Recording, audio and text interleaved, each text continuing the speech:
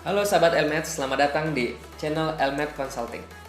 Channel ini adalah channel dari Elmet Consulting, di mana dalam channel ini kami akan membahas segala sesuatu yang berhubungan dengan perpajakan, dari update informasi pajak, pelaporan pajak, dan segala informasi yang mudah-mudahan bermanfaat buat kalian semua.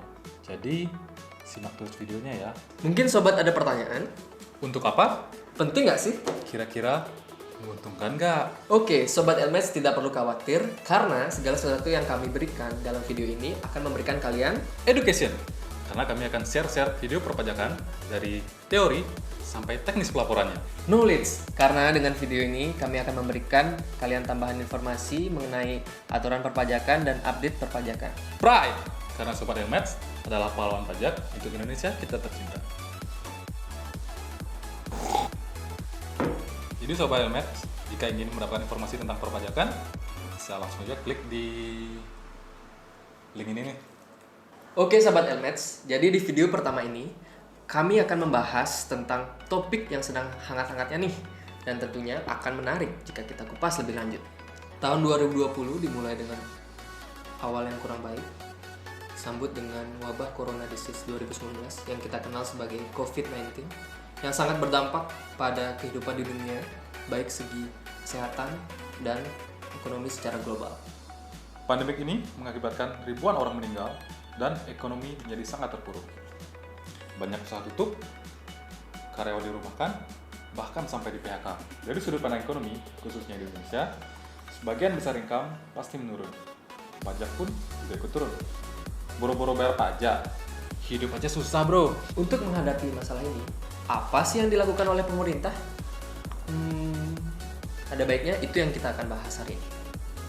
Seperti yang kita ketahui bersama, pemerintah melalui Menteri Keuangan di bulan April ini telah menerbitkan PMK 44 tahun 2020 sebagai pengganti PMK 23 tahun 2020 akibat COVID-19 ini. Banyak yang bilang PMK 44 ini adalah insentif pajak jilid 2. Dalam PMK 23 tahun 2020 terdapat 4 stimulus fiskal. PPh 21, PPh 22, PPh 25, dan PPN. Kemudian di PMK 44 tahun 2020 terdapat satu perluasan insentif pajak PPh 0,5% sesuai dengan PP 23 yang ditanggung pemerintah. Dan perluasan sektor industri yang menerima insentif pajak ini guys. Untuk list sektor industrinya nanti kita cantumkan di deskripsi ya. 1. Ajukan permohonan di DJP online. 2. Laporan, realisasi. Nah, cara mengajukannya seperti ini guys. Kita masuk ke menu layanan. Nah, untuk mengajukan permohonan, kita klik info KSWP. Nah, ini merupakan halaman depan untuk menu info KSWP.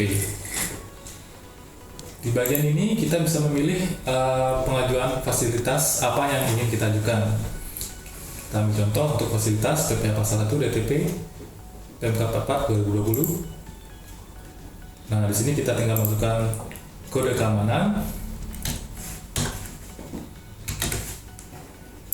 Nah, di sini bisa kita lihat bahwa persyaratan telah terpenuhi. Lalu klik simpan permohonan. Lalu akan muncul status seperti ini. Nah, di sini artinya permohonan fasilitas PPh 21 telah disetujui. Lalu kita coba ajukan untuk permohonan fasilitas PPh 22. Masukkan kode keamanan. Nah, di sini seperti kita lihat untuk persyaratannya sudah terpenuhi. Lalu sama seperti yang tadi, kita klik simpan permohonan. Lalu kita akan mendapatkan surat keterangan bebas pemungutan pajak penghasilan pasal 22 impor. Di sini bisa dicatatkan bahwa permohonan kita telah disetujui. Kemudian untuk surat keterangan PP 23, kita coba ajukan permohonan, masukkan kode keamanan. Nah, di sini bisa kita lihat status kita terpenuhi. Artinya secara persyaratan surat keterangan PP 23 ini bisa kita ajukan. Nah, ini merupakan surat keterangan ketika kita berhasil mengajukan permohonan PP 23 atas final 0,5%. Dan yang terakhir, kita coba ajukan permohonan fasilitas pengurang PPh pasal 25. Klik saja dan langsung masukkan kode keamanan. Seperti halnya tadi, untuk status sudah terpenuhi. Jadi kita langsung simpan permohonan saja. Permohonan fasilitas pengurang PPh pasal 25 telah disetujui. Nah, itu tadi cara pengajuan permohonannya, guys. Apabila kita sudah mengajukan permohonan dan sudah memenuhi persyaratan, langkah selanjutnya adalah laporan realisasi. Nah, untuk laporan realisasi, ini dia penjelasannya.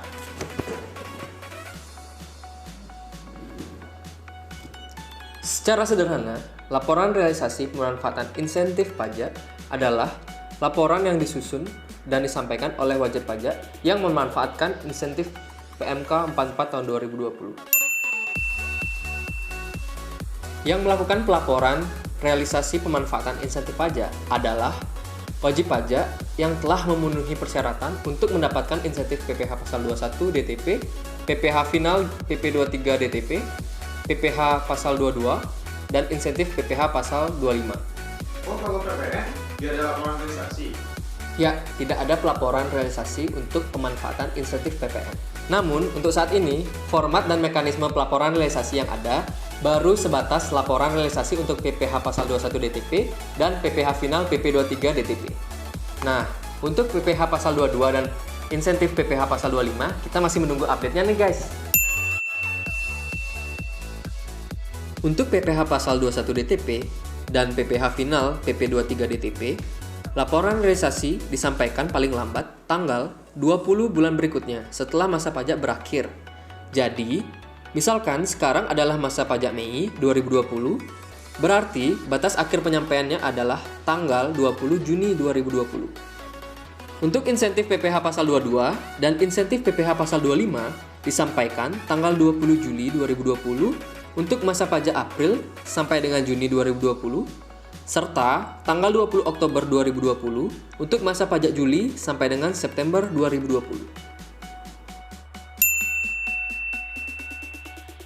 Sesuai dengan SE nomor 29 PJ 2020 mengenai petunjuk pelaksanaan PMK 44 tahun 2020 ini, pada bagian materi poin 7E dijelaskan bahwa apabila wajib pajak belum menyampaikan laporan realisasi sesuai dengan tanggal yang dimaksud, maka sistem DJP akan memberikan notifikasi kepada AR yang bersangkutan untuk selanjutnya ditindaklanjuti sesuai dengan ketentuan perundang-undangan di bidang perpajakan.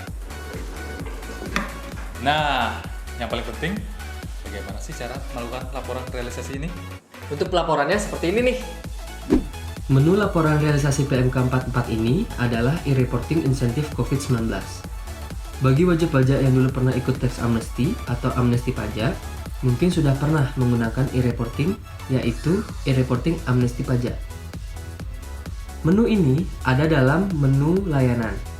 Bagi Anda yang menu e-reporting COVID-19-nya belum muncul, bisa dimunculkan dulu dengan cara klik profile, kemudian masuk di aktivasi fitur layanan, dan centang e-reporting insentif COVID-19. Nantinya Anda akan diminta untuk login ulang. Di halaman awal atau dashboard e-reporting insentif COVID-19, pada bagian kanan ada daftar laporan yang sudah disubmit atau dilaporkan. Nah, karena laporan realisasi masa April 2020 sudah pernah dilaporkan, jadi tampilannya seperti ini. Untuk melaporkan laporan realisasi masa Mei 2020, Anda klik tanda tambah di sini, lalu muncul menu pelaporan baru. Klik pilih jenis pelaporan. Untuk saat ini, ada dua jenis menu pelaporan insentif, yaitu realisasi PPh pasal 21 DTP dan realisasi PPh final DTP. Saya pilih realisasi PPh pasal 21 DTP untuk contoh kali ini. Klik, kemudian masukkan kode keamanan sesuai gambar.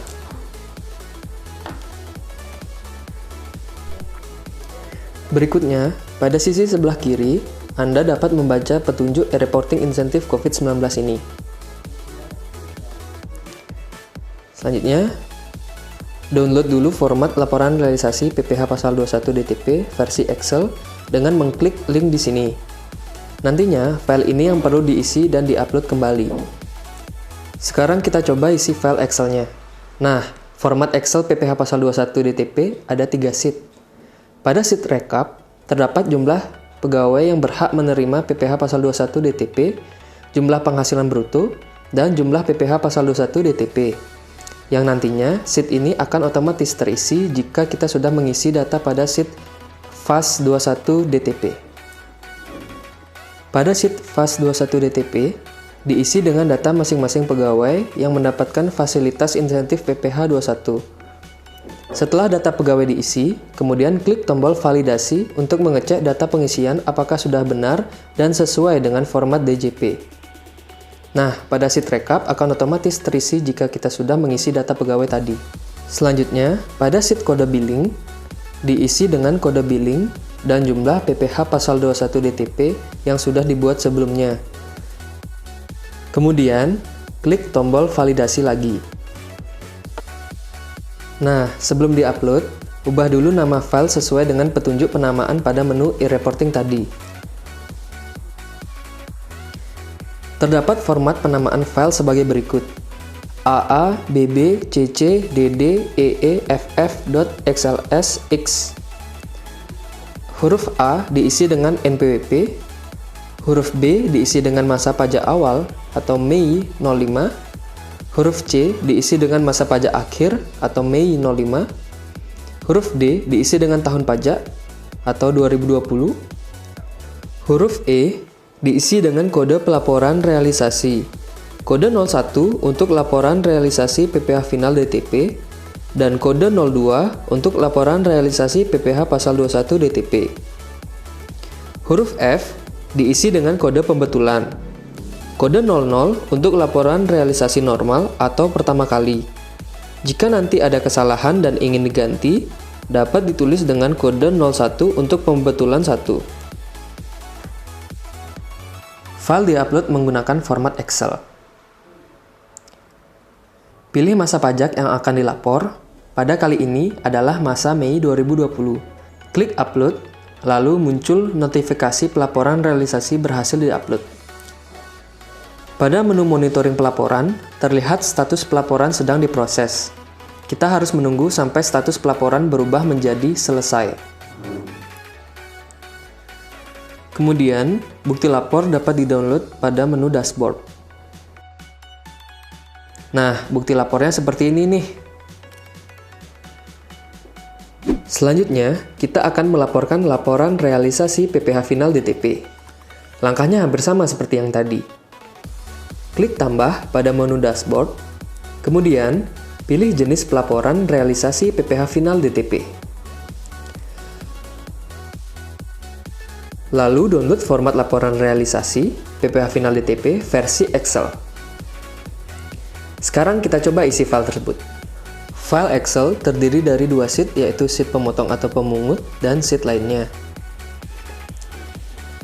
Pada contoh ini, karena tidak ada transaksi dengan pemotong atau pemungut PPh, maka pada sheet pemotong atau pemungut dapat dikosongkan.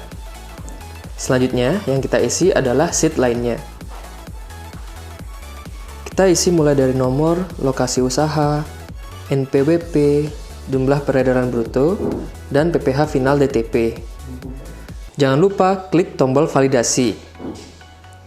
Setelah semua terisi, ada satu step yang sifatnya opsional.